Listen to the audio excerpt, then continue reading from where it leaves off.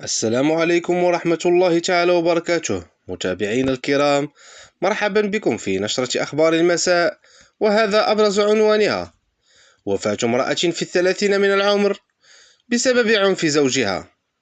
قبل الخوض في التفاصيل، لا تنسى الإعجاب بالفيديو ودعم القناة بالاشتراك ليصلكم الجديد. أمرت النيابة العامة المختصة بمحكمة الاستئناف بسطات مساء الأمس بإجراء تشريح طبي على جثة امرأة ثلاثينية لتحديد السبب الحقيقي للوفاة، وذلك للاشتباه في تعرضها للعنف من قبل زوجها قبل وفاتها نتيجة سوء تفاهم عائلي بينهما بمدينة برشيد.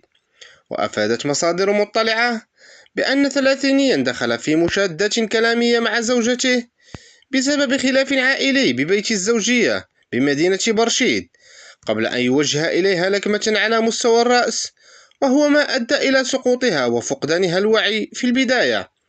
وأضافت المصادر ذاتها أن الزوج احتضن ابنته الوحيدة وظل ينتظر استفاقة زوجته من الغيبوبة، إلا أنه بعد فقدان الأمل بسبب طول الانتظار وتأكده من وفاة الزوجة، أخبر بعض الأقرباء إذ جرى الاتصال بالشرطة القضائية ببرشيد، والتي انتقلت إلى مكان الحادث رفقة عناصر تابعة للفرقة التقنية والعلمية.